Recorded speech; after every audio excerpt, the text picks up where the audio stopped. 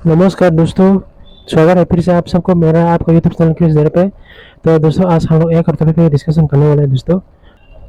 वो टॉपिक का नाम है two soldier murder and three charges neutralise ahead of PM campaign in Kashmir wall ever. तो दोस्तों सुनने में आ रहा है कि हमारा और दो और जवान शहीद हो गए हैं कश्मीर में और 3 आतंकवादी मार गिराए गए हैं दोस्तों। तो ये कब तक सहेगा हम लोग? अभी बीजेपी मेजोरिटी पावर में भी नहीं है तो स्ट्रॉन्ग एक्शन भी नहीं ले सकता। अगर स्ट्रॉन्ग एक्शन लिया तो और भी अलायंस अभी जो कोलिशन गवर्नमेंट है ना, जो ये अगर इन लोगों ने पासन नहीं किया तो अगर इन लोगों ने अपना सपोर्ट खींच लिया तो इंडिया का गवर्नमेंट तो वैसे भी गिर जाएगा। इसलिए PM नरेंद्र मोदी सर कोई भी रिस्क नहीं लेना चाहता। तो ये बहुत अफसोस की बात है, बहुत अफसोस की बात है दोस्तों। हमारे जवान लगातार शहीद हो रहे हैं दोस्तों। इन पाकिस्तान टेररिस्ट को सबक सिखाना पड़ेगा दोस्तों। हमारे इंडियन आर्मी इजराइल की तरह इनको घर में घुस कर ठीक करने की जरूरत है। ऐसा यहाँ पे तो कोई भी बॉर्डर नहीं है, ये तो कोई भी हमारे इंडिया में आकर क्रॉस बॉर्डर टेररिज्म कर रहा है। हमारा सिक्योरिटी फोर्स भी तो वहाँ पे हर बाउंड्री पे तो ऐसा खड़ा तो नहीं रह सकता ना दोस्तों। पहले देखते हैं न्यूज़ क्या हो है, वर्ल्ड अफेयर का वीडियो है दोस्तों, पहले देखते हैं।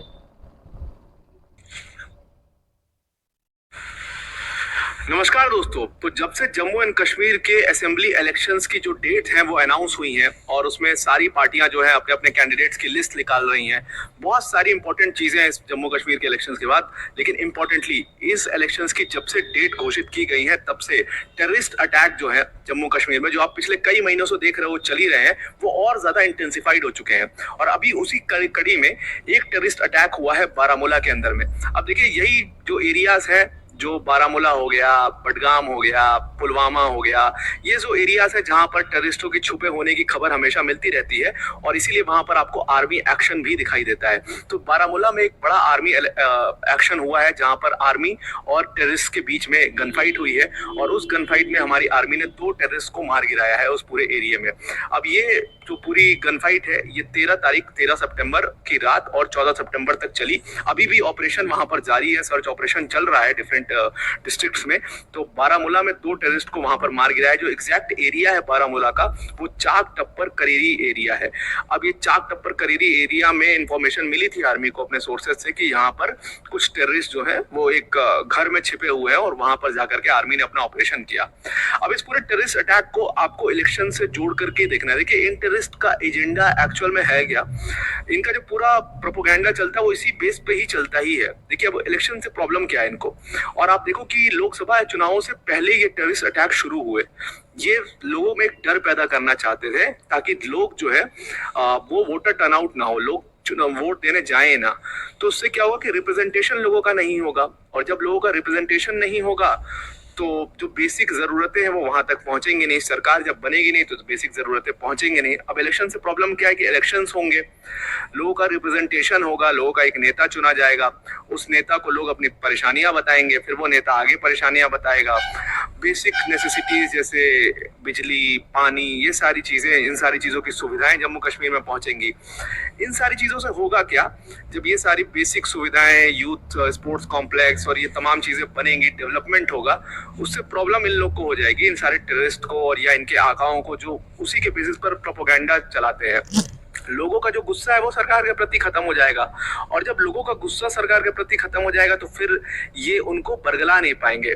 ये सबसे बड़ी समस्या रहती है, और इसी वजह से इन टेररिस्ट जो है ये चाहते ही नहीं है कि इलेक्शंस प्रॉपर तरीके से हो पाए। ये चाहते हैं कि डर का माहौल रहे, लोग अपने घरों से बाहर ही ना निकले वोट देने के लिए। और आप देखो हिस्ट्री रही है जम्मू कश्मीर की, जब भी इलेक्शंस का टाइम आता है वहां पर इस तरीके की घटनाएं बहुत तेजी से बढ़ जाती हैं, क्योंकि इन टेररिस्ट का एजेंडा ही यही होता है कि लोगों में एक डर पैदा किया जा सके ताकि लोग वोट देना ना जा पाए। और ये इलेक्शंस तो और भी बहुत ज्यादा इंपॉर्टेंस है इस इलेक्शंस की, क्योंकि अभी मैं आपको आगे समझाऊंगा कि इनकी क्या इंपॉर्टेंस है। और इसीलिए टेररिस्ट जो है इन्होंने अपने अटैक्स को और ज्यादा इंटेंसिफाई कर दिया है।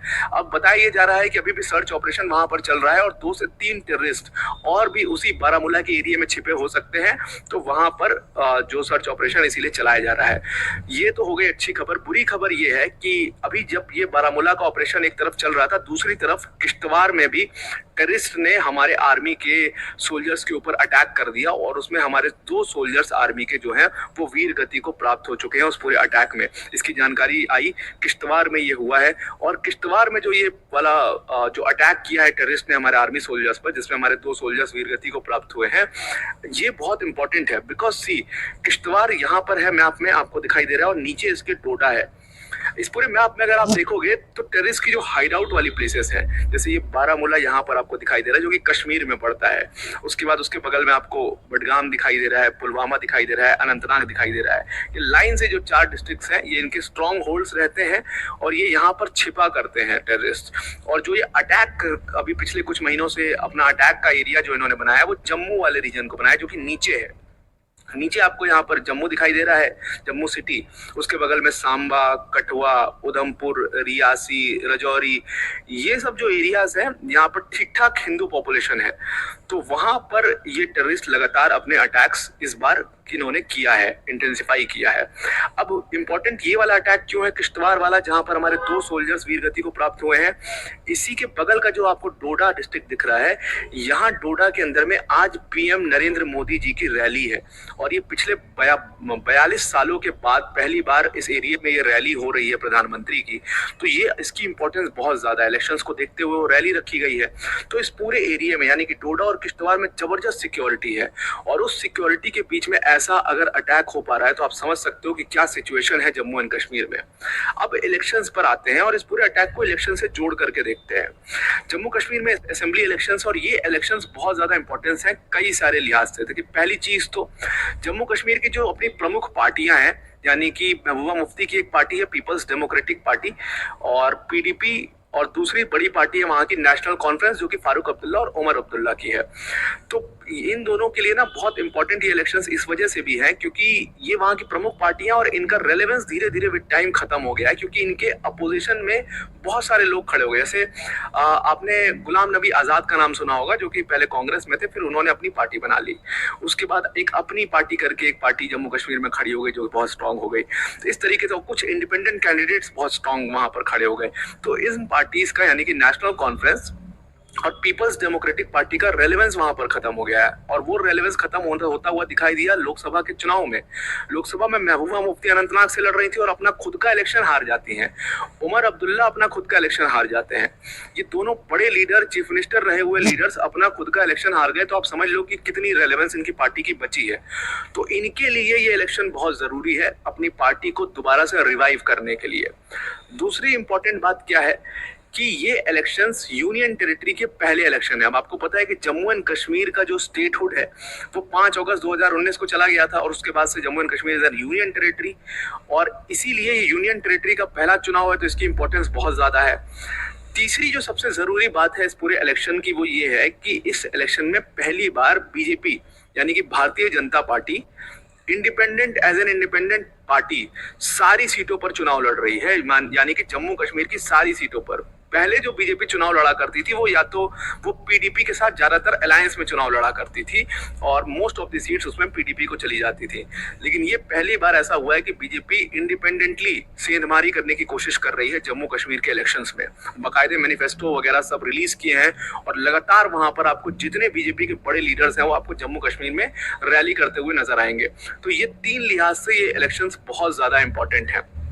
और अब आप देखोगे ना कि नीचे के जो जम्मू का रीजन है पूरा, ये राजौरी, रियासी, ये डोडा, रामबान, उधमपुर, कठुआ, सांबा, ये वाला जो पूरा रीजन है, ये क्योंकि एक ठीक ठाक हिंदू पॉपुलेशन इन पूरे रीजन्स में रहती है, तो बहुत चांसेस हैं कि बीजेपी यहाँ से ढेर सारी सीट्स निकाल करके लेके आ पाएगी। और इस वजह से पीडीपी और नेशनल कॉन्फ्रेंस जो है वो दोनों का रिलेवेंस और कम हो जाएगा अगर बीजेपी सेंधमारी करने में सक्सेसफुल होती है जम्मू कश्मीर के असेंबली इलेक्शंस में। दूसरी तरफ कांग्रेस जो है, कांग्रेस यहाँ पर इंडिपेंडेंट चुनाव नहीं लड़ रही है बल्कि नेशनल कॉन्फ्रेंस यानी कि उमर अब्दुल्ला और फारूक अब्दुल्ला के साथ वो उन्होंने अपना एक अलायंस बना लिया है। अब अगर आप इन पार्टीज का मैनिफेस्टो देखोगे तो आपको इनकी प्रायोरिटीज बहुत इजीली समझ में आ जाएगी कि ये चाहते क्या है। पीपल्स डेमोक्रेटिक पार्टी और नेशनल कॉन्फ्रेंस या जितनी भी जम्मू कश्मीर की लोकल पार्टीज हैं जो लोकल मुद्दों पर चुनाव लड़ने की कोशिश कर रही हैं, उन सबका अगर आप इलेक्शन मैनिफेस्टो उठा करके देखोगे तो लगभग सेम बात कही हुई है, आइडेंटिकल उनका मैनिफेस्टो रहा है। जैसे मैं आपको एग्जांपल के तौर पर नेशनल कॉन्फ्रेंस का मैनिफेस्टो दिखाता हूं और कांग्रेस और नेशनल कॉन्फ्रेंस मिल करके चुनाव लड़ रहे हैं। ये नेशनल कॉन्फ्रेंस यानी कि फारूक अब्दुल्ला और उमर अब्दुल्ला की पार्टी का मैनिफेस्टो है जहां पर ये बात कर रहे हैं कि हम अपने स्टेट का पॉलिटिकल और लीगल स्टेटस को रिस्टोर करने के लिए काम करेंगे अगर हमारी सरकार बनती है। अब ये किस पॉलिटिकल और लीगल स्टेटस को रिस्टोर करने की बात कर रहे हैं, वही जो आप सही समझ रहे हो, आर्टिकल 370 और आर्टिकल 35A जो कि फारूक अब्दुल्ला हमेशा बोलते हुए आए हैं कि हम रिस्टोर करेंगे, हम वापस लेके आएंगे। यही फारूक अब्दुल्ला एक टाइम पर बोला करते थे कि जब तक कांग्रेस पार्टी का वजूद है, जब तक नेशनल कॉन्फ्रेंस का वजूद है, तब तक कोई आर्टिकल 370 ले नहीं सकता, जम्मू कश्मीर से आर्टिकल 370 को हटाया नहीं जा सकता। यही फारूक अब्दुल्ला बोला करते थे। अब वो इसको रिस्टोर करने की बात कर रहे हैं। दूसरी तरफ ये जम्मू कश्मीर के स्टेटहुड को रिस्टोर करने की बात कर रहे हैं क्योंकि अभी जम्मू कश्मीर एक यूनियन टेरिटरी है। क्यों चाहते हैं ये लोग स्टेटहुड? सिंपल सी बात है, यूनियन टेरिटरी जो होता है वो पूरी तरीके से सेंटर के कंट्रोल में होता है क्योंकि वहां पर लेफ्टिनेंट गवर्नर होता है और लेफ्टिनेंट गवर्नर के पास स्वीपिंग पावर्स होती हैं। इस वजह से इनकी जो सरकार है उसके पास बहुत सारी शक्तियां होंगी, पुलिस उनके कंट्रोल में नहीं होगी, ये सब चीजें होती हैं। तो इसीलिए चाहते हैं कि स्टेटहुड वहां पर दोबारा से रिस्टोर हो। तो इन्होंने अपनी मैनिफेस्टो में पहले पॉइंट पर ही ये लीगल स्टेटस और पॉलिटिकल स्टेटस के बारे में लिख दिया है। उसके बाद इसी में आप आगे जाओगे तो आपको दिखाई देगा, यहाँ पर इन्होंने मेंशन किया है encourage dialogue between India and Pakistan. ये पहला पॉइंट है इनके पूरे मैनिफेस्टो का, उसी में ये सारे पॉइंट्स है, वो मैं आपको पढ़ के बता रहा हूँ। तो यहाँ पर ये इंडिया और पाकिस्तान के बीच में डायलॉग्स को इंकरेज कराना चाहते हैं। अब ये जवाब आप खुद ही दे लीजिएगा या कॉमेंट में बताइएगा कि इतने टेररिस्ट अटैक के बाद जहां पर हमारे इतने सोल्जर्स वीरगति को प्राप्त हुए, उन टेररिस्ट अटैक्स के बाद क्या इंडिया और पाकिस्तान के बीच में डायलॉग होना चाहिए? आपको क्या लगता है? फारूक अब्दुल्ला या उमर अब्दुल्ला साहब तो डायलॉग को इंकरेज करना चाहते हैं या कांग्रेस पार्टी तो डायलॉग को इंकरेज करना चाहती है इंडिया और पाकिस्तान के बीच में? आप इसमें बताइएगा कि क्या सही क्या गलत है। फिर लास्ट पॉइंट, इसी पॉइंट में इन्होंने लिखा हुआ है कि secure the release of prisoners languishing in gels.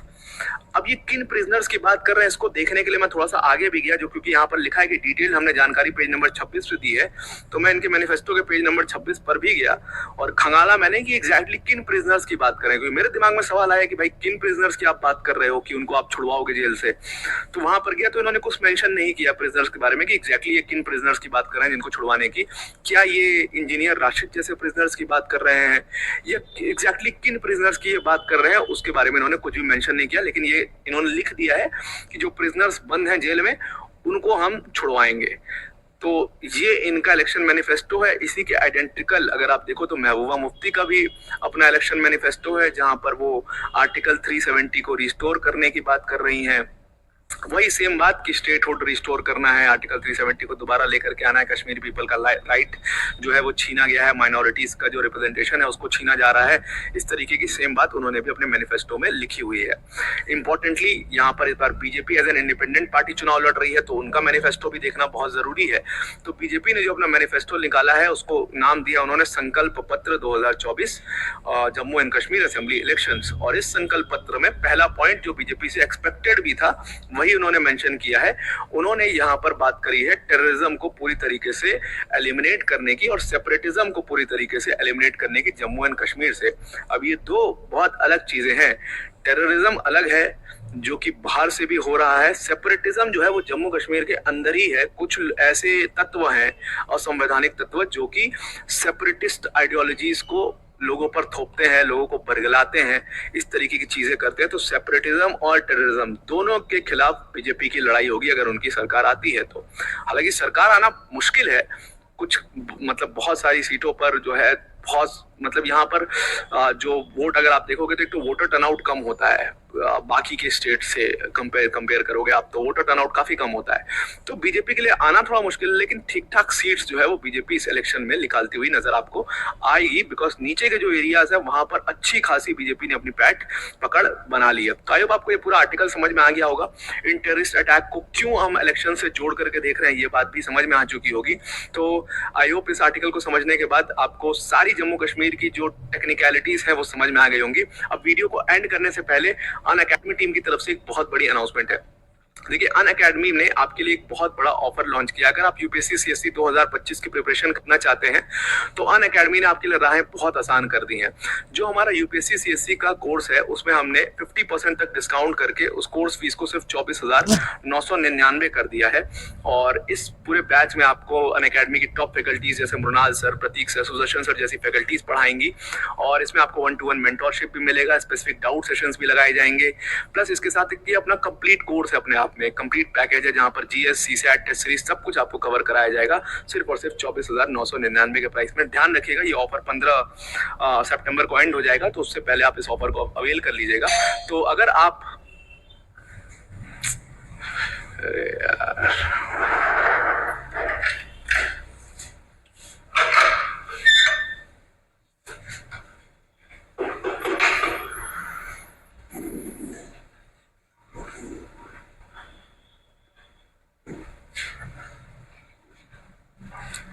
तो अगर आप इस कोर्स को डिस्काउंटेड प्राइस पर अवेल करना चाहते हैं तो डिस्क्रिप्शन में हमने एक लिंक दी हुई है, उस लिंक पर क्लिक करिएगा और जहां पर यूज कोड का ऑप्शन आएगा वहां पर आप AP/10 यूज करना, तो आप इस कोर्स को अवेल कर पाओगे। तो आई होप आपको ये पूरा आर्टिकल समझ में आ गया होगा।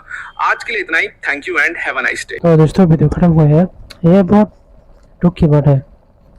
अभी इंडिया का गवर्नमेंट चल रहा है ना, कोalition का गवर्नमेंट, इसलिए ये तेरस ज़्यादा उछल रहा है, हवा में ज़्यादा उछल रहा है ऐसे ऐसे। अभी अगर सिर्फ बीजेपी का मेजॉरिटी पावर में होता ना, ये तेरस को इतना सबक सिखाता, फिर यहाँ पे टेररिज्म करने से पहले लाखों बार सोचना ये लोग। अभी इलेक्शन होने वाला है इसलिए तो ये लोग यहाँ पे क्रॉस बॉर्डर टेररिज्म कर रहा है। बीजेपी के मैनिफेस्टो में साफ साफ लिखा है अगर हम लोग पावर में आ गए हैं तो जम्मू कश्मीर में टेररिस्ट को ख़त्म करेंगे, सेपरेटिस्ट को ख़त्म करेंगे। तो ये तो इन लोगों ने भी देखा होगा बीजेपी का मैनिफेस्टो कि क्या बीजेपी आएगा तो हम लोगों को ख़त्म कर देंगे, तो ऐसा हम नहीं होने देंगे। इसलिए ये लोग ये सोचकर अभी ऐसे कर रहा है हमारा जम्मू कश्मीर। लेकिन हमारा इंडिया में भी हमारा RR राष्ट्रीय एयरफोर्स भी इन लोगों का शिकार कर रहा है।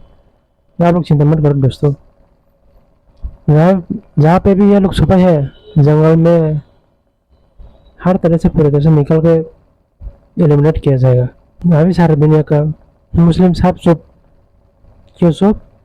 क्योंकि पाकिस्तान से टेररिस्ट यहाँ पे अटैक किया है। अगर अभी यहाँ भी इसराइल की तरह हमारे इंडिया में भी बड़ा छोड़ के ऑर्डर मिलने के बाद पाकिस्तान में घुस के में जो पाकिस्तान ने हमारा पाकिस्तान ऑक्युपाइड कश्मीर को ऑक्युपाइड करके रखा है, कब्जा करके रखा है, वहाँ पे जगह अरेस्ट करते हैं। तो यह मुस्लिम देश OIC, मुस्लिम लीग, अरब लीग सब के सब रहेगा कि ये देखो इंडिया क्या कर रहा है, जुल्म कर रहा है, जेनोसाइड कर रहा है। लेकिन ये नहीं बढ़ेगा कि पाकिस्तान से हमारे यहाँ इंडिया में क्रॉस टेररिज्म करने के बाद ही इन लोगों को रिटेलिएशन में एलिमिनेट किया गया है, एक स्पेशल ऑपरेशन किया गया है। ये मुस्लिम का कंट्री भी सब दोगलेपन है, इसलिए आज इन लोगों के साथ गलत हो रहा है। तो दोस्तों ये टॉपिक मुझे लगता है बीजेपी को जम्मू कश्मीर में सरकार बनने चाहिए, तभी वहाँ पे डेवलपमेंट फॉरेन इन्वेस्ट आ सकते हैं और सेपरेटिस्ट भी खत्म हो सकते हैं। ये लोग तो कांग्रेस पार्टी और नेशनल कॉन्फ्रेंस का पार्टी के मैनिफेस्टो तो साफ बता रहा है कि ये लोग कश्मीर में शांति नहीं लाना चाहता है।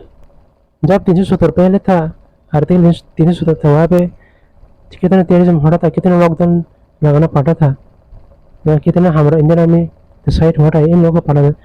ये लोग फिर से यहाँ पे ऐसा करना चाहते हैं। और फारूक अब्दुल्लाजी ने क्या बोला, पाकिस्तान के साथ बातचीत होना चाहिए। जस्ट एग्जाम्पल मैं बोल रहा हूँ कि अभी फारूक अब्दुल्लाजी के घर में कोई टेररिस्ट अटैक करके उनकी फैमिली को मार देता है। बकिया इनको इन टेररिस्ट को ऐसे बोल के आप लोग ने हमारी फैमिली को मारा, अभी हम लोग आप लोग के साथ कोई लड़ाई जंग नहीं करेगा, आप लोग के साथ बातचीत करके ऐसा बोलेगा क्या? ये अभी कोई बातचीत करने की कोई ज़रूरत नहीं है, बातचीत का टाइम खत्म हो गया। अभी सब स्वीकार करने की ज़रूरत है इन लोगों को। तब पता चलेगा इन लोगों को इंडिया में cross terrorism border cross terrorism करने का क्या नतीजा होता है। तो दोस्तों ये है आज का टॉपिक। दोस्तों अगर आप लोग को मेरे रिएक्शन पसंद आया तो प्लीज़ मेरे चैनल को लाइक, कमेंट और सब्सक्राइब करना दोस्तों। उसके बाद बेल आइकन को दबा देना ताकि मैंने अपलोड किया हो हर वीडियो की नोटिफिकेशन आप तक पहुंच सके। मैं आप लोगों से मिलता हूँ नेक्स्ट वीडियो में, तब तक ले जय हिंद, भारत माता की जय हो।